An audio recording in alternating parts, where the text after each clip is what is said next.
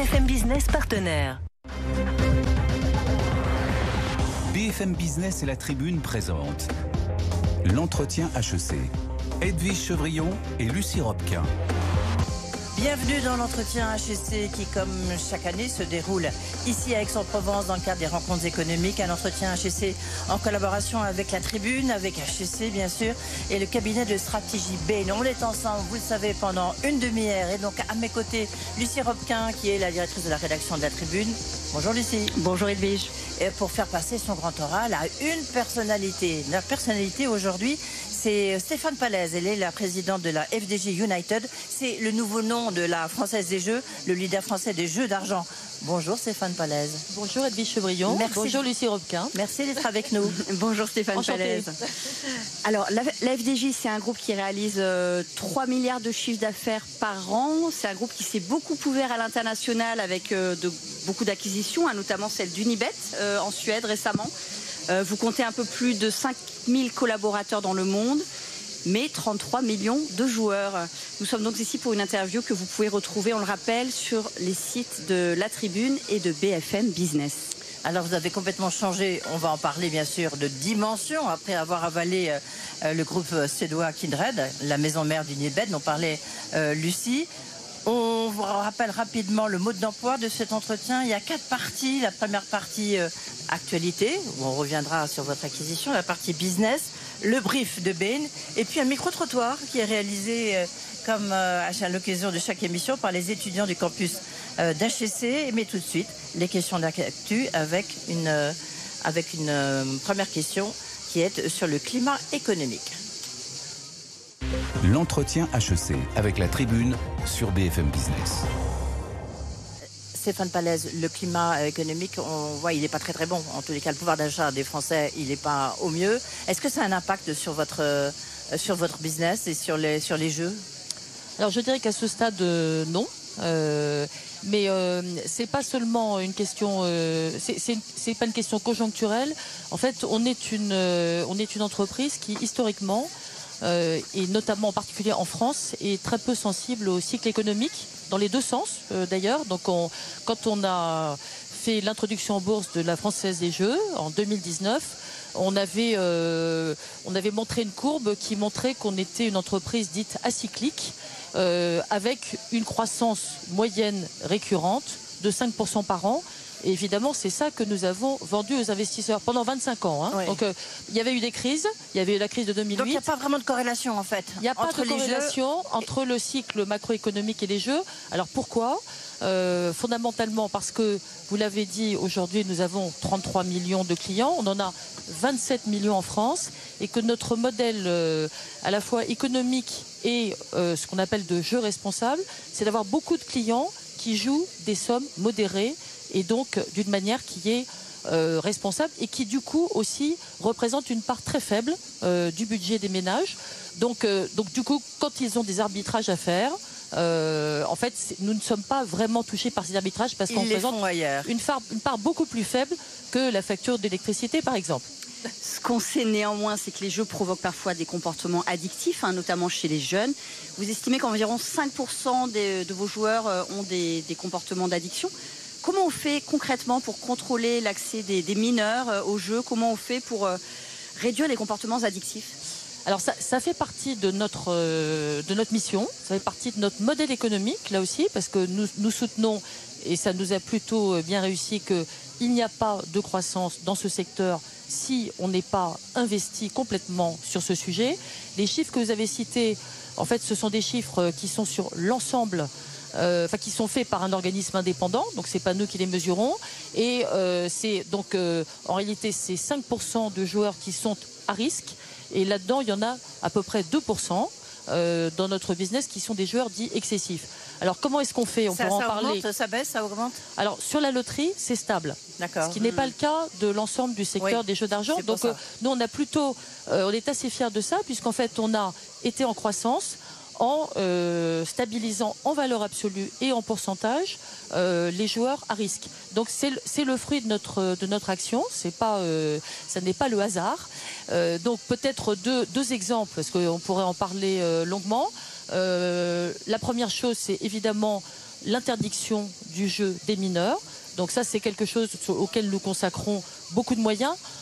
Évidemment, en ligne, puisqu'en ligne, les gens doivent prouver leur identité, mais parfois certains cherchent à usurper. Ouais. Voilà, donc il faut mettre en œuvre des contrôles de la technologie, des contrôles sur ce sujet. Ça, c'est en ligne et ça nous concerne de plus en plus, puisqu'on est de plus en plus digital.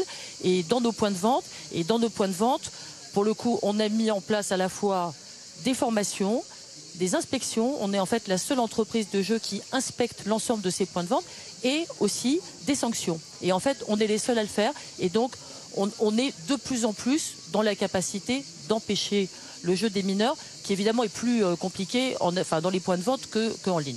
Les casinos en ligne, ils sont autorisés en fait dans de nombreux pays européens, mais ils ne le sont pas en France. La conséquence, c'est que les Français, y accèdent, puisque c'est en ligne, de manière parfois illégale. Et donc, il y a un potentiel manque à gagner. Quelle est votre position par rapport à ça? Est-ce que vous trouvez qu'il faudrait légaliser ces casinos en ligne? Alors, notre position, elle est... d'abord, nous, on est très bien... aujourd'hui, on est très bien placé pour avoir une vue globale de ce que c'est que le casino en ligne, puisqu'en fait, effectivement, vous l'avez dit, le casino en ligne est autorisé dans beaucoup de pays européens. Et avec Kindred, nous sommes opérateurs de casino en ligne. Donc, nous avons une vision assez précise des effets. Alors, la première chose à dire, c'est que ça n'est pas parce qu'on légalise le casino en ligne que le jeu illégal disparaît. Ça, c'est ce qu'on voit dans d'autres pays. Donc, ça ne suffit pas. C'est peut-être un moyen. C'est peut-être déjà un début de réponse. Voilà. C'est un début de réponse, mais ça n'est pas une réponse suffisante si par ailleurs on ne lutte pas contre le jeu en ligne. Deuxièmement, il faut que l'offre que l'offre en ligne, elle soit, elle soit suffisamment attractive pour que les gens ne continuent pas à aller en illégal. Et d'ailleurs, encore une fois, dans beaucoup de pays européens, il y a un très grand marché en ligne, surtout quand, la régulation n'est pas très efficace. Donc nous, on est, ouverts à cette discussion. Mais on considère qu'il faut l'aborder de manière assez, assez détaillée, y compris évidemment quant aux effets économiques sur l'ensemble des opérateurs de jeux d'argent, puisqu'en fait, il y a quand même des gens en France qui s'appellent les casinos. Nous sommes le pays où il y a le plus de casinos physiques et eux-mêmes sont assez réservés sur ce sujet. Oui, et pour cause, oui. Et alors, les tabacs presse, ça reste quand même un élément majeur. Vous vendez encore beaucoup de choses dans les tabacs presse. On sait qu'ils disparaissent en France. Quels seront les relais de croissance? Ou est-ce que dans 10 ans, dans 5 ans, vous vendrez vos jeux? Alors d'abord, nous, on est, et là aussi on est assez fiers de ça, on est une loterie qui, depuis le début, a affirmé qu'elle croyait au développement du réseau physique en même temps que le digital. Ça a été ma stratégie depuis que je suis arrivée chez FDJ, c'est-à-dire il y a 10 ans. Et donc, en fait, depuis 10 ans, on a plutôt maintenu un grand réseau de proximité avec donc ce réseau de détaillants, notamment les bars tabac presse, puisqu'on en a aujourd'hui près de 29 000 en France. Et c'est parce qu'en fait, on en a constamment recréé de nouveaux. Parce qu'effectivement, il y a une certaine fragilité de ce réseau. Vous les trouvez où? Alors, attendez. Donc là, c'est le réseau de proximité. Le réseau de proximité, donc 29 000, le plus grand réseau de proximité de France. Après, effectivement, il y a une sorte d'attrition de ce réseau qui fait qu'à un moment, on ne peut pas forcément continuer à mettre nos jeux uniquement dans ce réseau. Et donc, on va aussi dans d'autres commerces, y compris dans les supermarchés. On y est déjà. On va continuer à y aller. Essentiellement, quand, encore une fois, on n'a plus ce réseau de proximité qui est disponible. Et puis, troisièmement, le digital, puisqu'en fait, depuis 10 ans, en fait, on est passé de 3% de notre chiffre d'affaires en digital à presque 15%.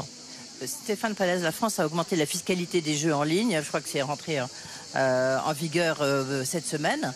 Qu'est-ce que ça représente comme charge supplémentaire pour vous, pour la FDJ? Et est-ce que vous les répercutez sur les joueurs via le prix des jeux, par exemple?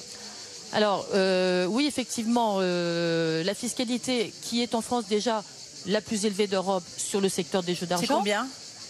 Non, mais c'est la plus élevée. C'est-à-dire qu'on est dans les paris en ligne, par exemple, on est 2 fois supérieur en termes de prélèvement sur les jeux. On est plus de 50%, alors que les pays Europe sont plutôt autour de 20%, voilà, comme exemple. Donc malheureusement, effectivement, bien que j'ai essayé d'expliquer, et tous mes collègues opérateurs l'ont dit aussi, que c'était absurde d'augmenter la fiscalité sur notre secteur, qui est un secteur qui rapporte beaucoup d'argent à l'État. Justement, ça va rapporter un peu plus. 4,7 milliards à l'État versés en 2024 pour FDJ, donc qui dit mieux. Donc néanmoins, effectivement, la fiscalité a augmenté dans le PLF 2025 et appliquée au 1er juillet. Le problème, c'est que c'est une fiscalité qui, en fait, a consisté à nous capter notre croissance. Donc cette année, en fait, nous avons annoncé que nous n'aurions pas de croissance cette année. C'est la première fois dans l'histoire des vies depuis longtemps. D'accord. Voilà.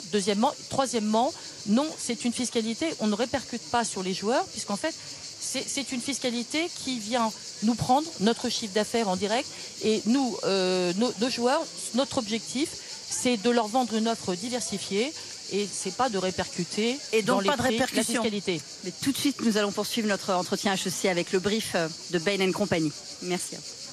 L'entretien HEC avec la tribune sur BFM Business.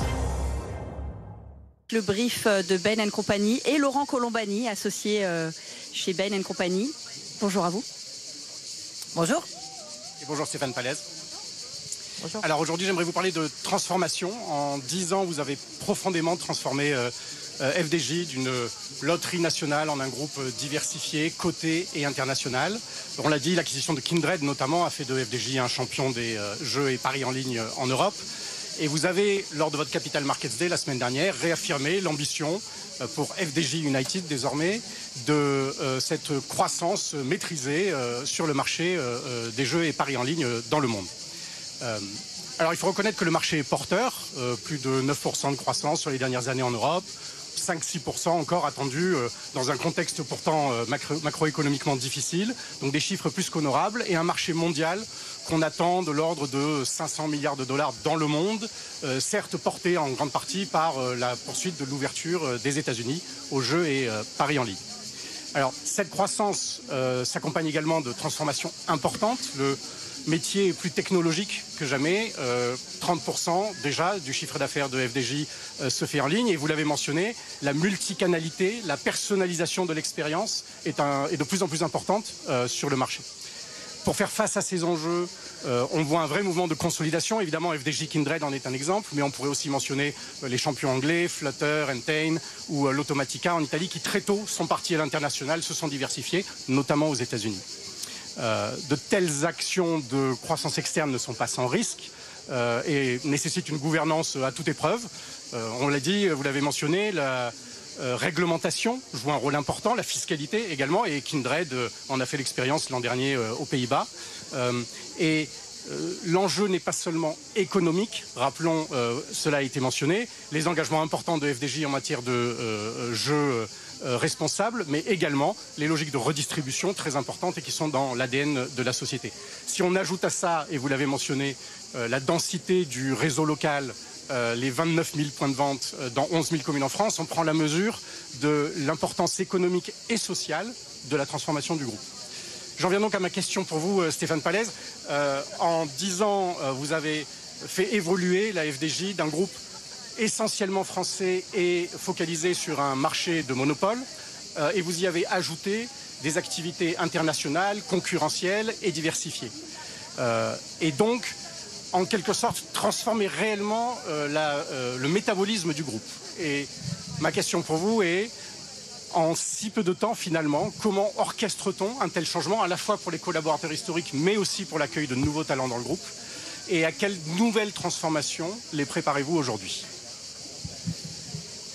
Alors merci de cette synthèse et de cette question. Ici à Aix, on a beaucoup parlé de la nécessité d'avoir des champions européens. Et finalement, ce que vous avez dit, c'est que d'autres étaient partis avant nous pour constituer des grands groupes internationaux. Donc, je pense que la première chose qu'elle faut s'appuyer quand on veut transformer une entreprise, c'est le sens de cette transformation. Et le sens, c'est que, pour moi, il n'y a pas beaucoup d'avenir à une entreprise qui française, certes formidable, et dans laquelle on a continué à investir, mais qui ne se projette pas dans un monde dans lequel elle est confrontée à des concurrents internationaux, cotés, européens, voire même au-delà, investissant aux États-Unis. Donc ça, c'est la conviction sur laquelle on s'est appuyé et qui nous a conduit effectivement à faire progressivement ces transformations avec cette dimension, je pense, très importante chez nous, qui est la conviction aussi que il faut à la fois garder sa proximité, garder sa vocation de redistribution, garder ses convictions et se transformer continuellement, et c'est ce que nous avons fait. Alors, pourquoi aujourd'hui, comment est-ce qu'on fait adhérer les salariés à ça? D'abord, chez FDJ, je pense qu'il y a quelque chose qui est très fort et qu'on a bien cultivé, qui est que cette conviction, elle est partagée. Cette conviction qui est que le développement, les acquisitions, l'international, c'est en fait c'est une fierté pour les salariés. Les premiers à me soutenir sur ce sujet, c'est mes syndicats. Voilà. Donc ils ont la conviction que c'est comme ça que on reste un leader. C'est effectivement en investissant. Bon, la deuxième chose, c'est rapidement, pardon. La deuxième chose, c'est reconnaître qu'aujourd'hui c'est un nouveau groupe, donc un nouveau nom, des nouvelles valeurs sur lesquelles on a travaillé tous ensemble. Donc FDJ United, des valeurs sur lesquelles les 5000 salariés, 70 nationalités différentes, ont travaillé ensemble. Et puis la troisième, c'est continuer à se projeter dans des nouvelles stratégies de transformation. Et la première, déjà, c'est de donner, en quelque sorte, de montrer que ce nouveau groupe fonctionne, qui devient effectivement ce leader européen reconnu. Ça lui donne d'autres possibilités de continuer à croître et se transformer. Et vous l'avez dit aussi, c'est investir dans le progrès technologique, notamment dans l'IA. Et donc, c'est là-dessus qu'on se projette aujourd'hui. Merci. Un mot de conclusion, Laurent Colombani? Peut-être une dernière question, vous l'avez mentionné. Oui, mais alors une réponse très très rapide, pardonnez-moi Stéphane Pallez. Mais vous l'avez mentionné, et je ne serais pas consultant si en 2025 je ne parlais pas de l'IA. L'IA, effectivement, un levier de transformation magnifique à plein d'égards, mais également et notamment dans le domaine du jeu, évidemment, des choses à prendre en compte et des garde-fous à créer. Aujourd'hui, c'est un gros sujet chez FDJ. Alors oui, c'est un gros sujet. Oui, on s'est donné les moyens et les compétences de l'aborder, notamment des personnes qu'on a été chercher pour ce faire. Oui, ça concerne l'ensemble de notre business. Ouais. Ça concerne l'accompagnement du joueur, la personnalisation expérience joueur, la lutte contre la fraude, la lutte contre le jeu des mineurs. Et ça concerne aussi, évidemment, toutes les fonctions de n'importe quelle entreprise. Ouais. Donc, on investit à fond sur ce sujet. Et ça aussi, c'est transformant. Merci, Laurent Colombani, d'avoir été avec nous. Stéphane Pallez, tout de suite, on va partir sur le campus d'HEC. C'est quoi, tous ces jeux? Qu'est-ce que ça inspire, ces jeunes? L'entretien HEC avec la tribune sur BFM Business. Retour dans l'entretien HEC avec Stéphane Pallez, la présidente de FDJ United. Justement, on va partir sur le campus. Les jeunes, ils sont pas mineurs, puisqu'ils sont à HEC. Et donc, eux, on va leur demander qu'est-ce que ça représente pour eux, l'euro-million, le grattage. La réponse. Si je vous dis Loto, Paris Sport, Illico ou encore Euromillion, savez-vous à quelle entreprise est derrière ces jeux? La FDJ? La FDJ? La FDJ. La Française des Jeux. Êtes-vous un adepte de ces jeux de hasard? Si oui, lesquels? Moi, je suis très poker. Fut un temps, les paris sportifs, mais une époque maintenant révolue. Quand vous jouez à un jeu d'argent ou de hasard, qu'est-ce qui vous attire le plus? Le gain potentiel, le plaisir du jeu ou la facilité d'accès? Ouais, c'est vraiment plus le plaisir du jeu en vrai. Le plaisir du jeu, mais quand même l'espérance de gain aussi. Moi, je pense pour le plaisir. Hein. Non, je pense que c'est l'appât du gain quand même. En vrai, le plaisir du jeu, le stress un peu avec les potes quand on regarde un match, c'est le plus drôle. La FDJ est une ancienne entreprise publique privatisée en 2019 et désormais cotée en bourse. Pensez-vous qu'une entreprise de ce type devrait rester publique ou être gérée comme une entreprise privée? Ouais, c'est une entreprise dont l'objectif principal est de réaliser des gains quand même. Ça ne me pose pas particulièrement de souci que ce soit privatisé, je trouve. Je sais que historiquement, avec la création de la Française des Jeux, il y avait aussi toute une notion un peu, je crois que c'était d'aider après la guerre. Donc non, j'aime bien ce côté public, je trouve ça assez rassurant. FDJ United a pour ambition d'être un acteur du jeu responsable en luttant notamment contre le jeu excessif ou l'accès des mineurs. Pensez-vous que ces initiatives sont crédibles venant d'un groupe de jeux d'argent? Je pense qu'il y a une obligation de leur part aussi de se positionner là-dessus avec justement des compétiteurs étrangers qui rentrent sur ce marché-là. C'est un peu hypocrite de leur part, mais bon, c'est comme les géants du tabac qui mettent fumée dessus sur leur paquet. Ils ont raison de le faire et d'essayer. Maintenant, je ne sais pas si c'est très efficace. Ouais. Moi, je trouve ça plutôt bien qu'ils aient cette initiative-là, parce que c'est vrai qu'il y a beaucoup d'excès. Et il se présente aussi comme un acteur engagé avec des actions en faveur de la biodiversité et de l'inclusion. Est-ce qu'un tel engagement environnemental ou sociétal est important pour vous quand vous pensez à intégrer une entreprise? Après, franchement, je peux pas vous dire non. On est quand même en master en sustainability tous les trois. Donc ouais, ça reste quand même une bonne chose. C'est un critère principal pour moi en fait. Je trouve que c'est important de pouvoir participer même de manière limitée en tant que stagiaire même. La FDJ a aussi investi dans l'intelligence artificielle et des technologies immersives pour faire évoluer l'expérience de jeu. Est-ce que c'est quelque chose qui pourrait vous attirer? Oui, parce que je pense que de toute façon l'intelligence artificielle, on va être tous obligés d'être un peu attirés par ça, parce que ça va englober presque tous les milieux professionnels, donc c'est forcément intéressant de s'y plonger dès maintenant. Je pense que même pour les utilisateurs, ça va être un gros plus. Et ça montre qu'ils sont aussi à jour et qu'ils prennent pas de retard, donc ouais, c'est un gros plus. Enfin, ils viennent de racheter un groupe suédois pour s'implanter plus largement en Europe. À votre avis, est-ce une stratégie logique pour se développer ou un risque de perdre leur identité? La FDJ, ouais, ça fait vraiment entreprise franco-française. Maintenant, je pense que tout grand groupe, à un moment, ça fait partie de la stratégie pour évoluer, de regarder aussi les marchés étrangers. C'est toujours marrant quand l'entreprise s'appelle Française des Jeux. Bonjour Madame Palaise. À quand plus d'initiatives comme le loto du patrimoine par exemple, pour soutenir des causes qui nous tiennent à cœur, diverses et variées. Ça pourrait être aussi une très bonne idée, je pense. Ils ont plein d'idées, c'est des propos recueillis par Harmonie Delier et Lohan Gilbert. Ils ont plein d'idées là, donc l'auto du patrimoine. Oui. D'abord, moi je les trouve très bons. Ouais. Je trouve qu'ils répondent très bien. Ils sont très, je les trouve très intéressants. Le plaisir du jeu, c'est des mots forts. Mais ils répondent à tout de manière diverse, parce qu'effectivement il y a tout ça, mais je les trouve très pertinent. Alors, d'abord, sur les initiatives... Bon, non, on n'a pas le temps, là, on n'a pas le temps. L'auto du patrimoine, vous êtes d'accord, oui ou non? L'auto du patrimoine, c'est formidable. Ouais. On a distribué, depuis que c'était créé, 180 millions pour restaurer 1000 monuments. Et c'est le jeu que les Français trouvent le plus légitime. Ah ben voilà. Ça, c'est une bonne nouvelle. Allez, tout de suite, les questions business. L'entretien HEC avec la Tribune sur BFM Business. Palaise, vous venez de présenter un plan stratégique à l'horizon 2028. Vous espérez recruter 1 million de joueurs supplémentaires dans les 4 ans qui viennent. Vous allez les chercher où, ces joueurs? Est-ce que c'est parmi les jeunes, parmi les femmes? On va les chercher, on va surtout les chercher sur tous les canaux de distribution.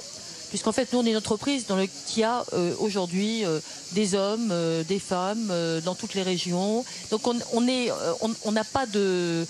on n'a pas de segment sur lequel nous ne sommes pas. On n'a pas de public cible en termes de segment. Je pense que notre force, justement, c'est d'avoir une offre très diversifiée qui s'adresse à des publics variés. Il y a des gens qui préfèrent, on l'a entendu tout à l'heure, l'euro-million. Il y a des gens qui préfèrent jouer au poker en ligne. Et notre force, c'est d'avoir l'ensemble de ces gammes de jeux. Donc, on va les chercher. Alors, d'abord, on va les chercher en continuant à développer le canal digital, puisque le digital sur la loterie, ça n'est que 15%. Et il faut savoir que dans notre secteur, un certain nombre de nos comparables, ils sont déjà pratiquement à 50%. Donc là, il y a clairement une marge de progression. On a aussi comme objectif d'avoir de plus en plus des clients omnicanaux, c'est-à-dire qui ont un compte dans lequel ils peuvent à la fois jouer en ligne et dans nos points de vente, pour mieux les accompagner, mieux les connaître, leur faciliter la vie. Donc on va aussi aller les recruter dans les points de vente et avoir une gestion globale de nos clients. La liste est longue de tous les concurrents que vous avez rachetés pour faire grandir le groupe. Il y a eu la loterie irlandaise, The Turf, compliqué du reste, Unibet. Est-ce que vous envisagez de nouvelles acquisitions à court terme, moyen terme, long terme, je vous pose pas la question parce alors à court terme, ce qu'on a dit lors de notre capital Marcadet, c'est que nous digérons parce que comme on l'a dit, Kindred, c'est une grosse acquisition, hein, c'est 2,6 milliards de valeur, ça a augmenté de 30% la taille du groupe et donc ce qu'on est en train de faire aujourd'hui, ça s'appelle l'intégration pour bénéficier pleinement des effets de cette acquisition et après ça nous donnera une capacité évidemment de continuer à croître. Ça c'est dans les paris en ligne. Après sur le plan de la loterie, effectivement la loterie pour l'instant on a acheté la loterie irlandaise. c'est une petite loterie, mais on est très fiers de cette acquisition et ça marche bien. Et donc, s'il y a d'autres opportunités, ça pourrait aussi nous intéresser, mais ce n'est pas notre principale priorité aujourd'hui. Et alors, les étudiants d'HEC le disaient tout à l'heure, la FDJ, ça a longtemps été considéré comme une boîte franco-française peu exposée sur l'expérience digitale. Ça a changé ces dernières années. Ce sont donc deux tendances qui vont encore s'accélérer, l'international et le digital. C'est deux tendances qui ont complètement changé depuis 10 ans. Et encore une fois, on est dans un monde dans lequel, pour être un champion, il faut être digital un jour, et le digital international. Sera plus que 50% de votre chiffre d'affaires. Moi, je pense encore une fois, nous, on ne va pas forcément aller à 50% très vite. On a mis presque 10 ans à passer de moins de 3% à 15% sur la loterie en France. Donc là, avec Kindred, on est passé à 30% parce que c'est un opérateur uniquement en ligne. Mais on n'a pas un objectif de 50%, on a un objectif de continuer à croître sur les deux canaux, mais évidemment le digital croît plus vite. La question, la française des jeux, vous l'avez supprimé le mot française. Non, mais ça s'appelle FDJ maintenant. Voilà. Non, si je vous dis ça, c'est parce que la française, ça fait référence quand même au monopole dont bénéficie la française des jeux. Où est-ce que vous en êtes dans les discussions? Est-ce que il a été menacé, remis en cause? Où est-ce que vous en êtes? Il est totalement consolidé, ce monopole. Donc ça veut dire quoi, consolidé? Se consolider, ça veut dire qu'il nous a été sécurisé par la loi Pacte avant la privatisation pour 25 ans. Après, il y a eu certains de mes concurrents ont imaginé faire un contentieux à Bruxelles pour le contester et la Commission européenne nous a donné raison. Donc il est bien consolidé, effectivement, et j'ai encore 20 ans, si je puis dire. Enfin, la Française des Jeux, FDJ, a encore 20 ans de droits exclusifs sécurisés, avec évidemment pour objectif de continuer. Oui, c'est une bonne sécurisation. On arrive au terme de cet entretien. Stéphane Pallez, ça passe très vite. Tout de suite, une petite question pour la conclusion. L'entretien HEC avec la tribune sur BFM Business. Stéphane Pallez, si la question un peu rituelle, basique, un jour on arrêtera de la poser, je pense. C'est, vous dirigez une grande entreprise, vous êtes une femme, comment faire pour qu'il y en ait plus? Oui, c'est une question, en fait, je pense que le jour où on la posera plus, on sera contente. Bien sûr, voilà. parce que si je dis ça, c'est que absolument. je sais qu'il y a beaucoup de femmes à qui que ça énerve, mais en même temps, on a envie qu'on arrête de poser ces questions. Exactement. Et pourtant, il faut la poser. Donc pourtant, il faut la poser parce qu'on n'est pas rendu, comme on dit, puisque dans le SBF 120, il y a 11%, 12% de femmes. Donc voilà, donc on a encore beaucoup de marge de progression. Et je pense que c'est une question qu'il faut poser aussi au PDG d'un autre genre que le mien, puisque ne vous inquiétez pas, je la pose souvent. Voilà, nous sommes tous engagés pour faire monter des femmes qui sont très qualifiées, très compétentes dans nos entreprises, dans le management, dans les COMEX, et constituer un vivier pour que effectivement il soit de plus en plus facile d'avoir des femmes PDG et qu'on n'ait plus à poser la question. Donc il faut des quotas. On fait comme on veut. Moi, je pense que les quotas, ça a été très utile et ça n'a jamais empêché de sélectionner les femmes les plus qualifiées, au contraire, de mon expérience. On fait comme on peut, on fait comme on veut. Voilà, ça sera le mot de la fin. Merci beaucoup, Stéphane Pallez, d'avoir accepté de répondre à nos questions dans le cadre de l'entretien HEC. L'entretien HEC avec la tribune sur BFM Business.